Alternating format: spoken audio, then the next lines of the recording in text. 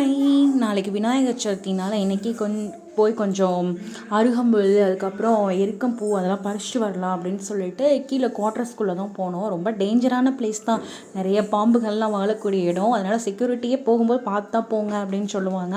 அப்புறம் பக்கத்தில் அம்மா வேறு கொஞ்சம் விழுவ இலை கேட்டிருந்தாங்களா சாமிக்கு அர்ச்சனை பண்ணுறதுக்கு.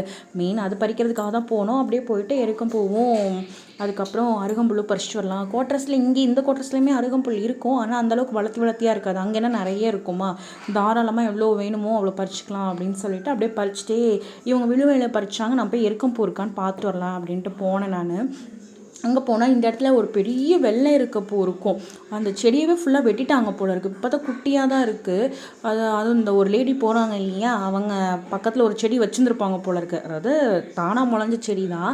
எங்கடா நம்ம போய் பறிச்சிருவோமே அப்படின்னு அவங்க அவசர அவசரமாக வேற போய் அந்த வெள்ளை இருக்கப்பூவை வேற பறிச்சுட்டு போயிட்டாங்க.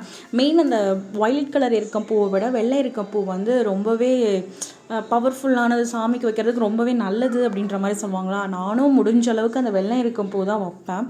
இந்த தடவை போய் பறிக்கலான்னு பார்த்தா ஒன்றும் செடி இல்லை. இன்னொன்று இருந்த செடியில் நம்ம எங்கடா பறிச்சிருவோமேன்னு அந்த அம்மா வேற பறிச்சுட்டு அவசர அவசரமாக போனாங்க. சரி ஓகே, நம்ம அருகம்புல்ல பறிச்சுட்டு இருக்கிற ஒயிட் கலர் வெள்ளை இருக்கவே பறிச்சுட்டு போயிடலாம் அப்படின்னு சொல்லிட்டு அதை நானும் பாப்பாவும் பறித்து கவரில் போட்டுட்டு போனோம். அப்போ போகும்போது தான் முருங்கைக்காய் பார்த்தோமா. அன்னைக்கு போகும்போது கொஞ்சம் முருங்கைக்காய் பறிச்சுட்டு போனோம். இன்றைக்கி பார்த்தா எல்லாம் கொஞ்சம் ஓரளவுக்கு முத்தி போயிடுச்சு. ஆனால் இன்னமும் இருக்குது பிஞ்சு. ஆனால் எவ்வளோ தான் பறிக்கிறது, வேணாங்க அவ்வளோ முருங்காயை பறிச்சாச்சு. போதும், இருக்கிற முருங்காயை என்ன சாப்பிடாம அப்படியே வீட்டில் கிடக்குதா, அதனால் அது போதும் அப்படின்னு சொல்லிட்டு பார்த்துட்டு வந்துட்டோம். அப்புறம் இவங்க அந்த வெள்ளை இருக்கலாம் பறிச்சுட்டு இருந்தாங்களா, கொஞ்சம் இருந்ததை அங்கங்கே இருந்ததை கொஞ்சம் பறிச்சுட்டு அப்புறம் ஒயிட் கலர் ஏற்கம் பூவையும் கொஞ்சம் பறிச்சுட்டு இருந்தோம். பக்கத்தில் பார்த்தா ஒரு நல்ல ஒரு பிங்க் கலரில் செடி சூப்பராக இருந்தது. அது ஈவினிங் டைமில் தான் பூக்குமா. அதுக்கு பேர் ஏதோ ஒன்று சொன்னாங்க, நான் மறந்துட்டேன். அப்பயும் பக்கத்தில் அக்கா கூட கொடுத்தாங்க, இந்த மாதிரி இந்த செடியை போடுறான்னு. இந்த விதையை பார்த்தோன்னே தான் கண்டுபிடிச்சேன், ஓ அவங்க கொடுத்த விதை அதுதானே அப்படின்னு சொல்லிட்டு. சரி 2 செடியை பிடுங்கிட்டு போனோம். அதில் பார்த்தா கீழே பார்த்தா அந்த வேருக்கு பதிலாக கிழங்காவே இருந்தது. பார்க்குறதுக்கே சூப்பராக இருந்துச்சு. சரி நம்ம சட்டியில் வச்சு பார்ப்போம், வருதா வரலையான்னு தெரியல. இவ்வளோ தூரம் வளர்ந்ததை வேற பிடுங்கிட்டோமா, அது வருமா என்னன்னு தெரியல. சரி வச்சு பார்ப்போமே அப்படின்னு சொல்லிட்டு 2 செடியை எடுத்துட்டு அப்புறம் கருவேப்பிலை இருந்துச்சு. பார்க்குறதுக்கே அவ்வளோ ஃப்ரெஷ்ஷாக தள்ளன்னு இருந்தது.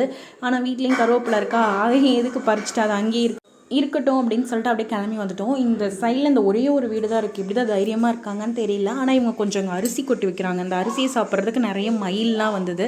அப்புறமா நாங்கள் அதை அப்படியே பார்த்துட்டு அங்கே போய் பறிச்சுட்டு வந்தோம். அப்புறம் எப்படியோ ஒரு வழியாக மெல்ல நடந்து கேட்டுக்கிட்டே வந்துட்டோம்.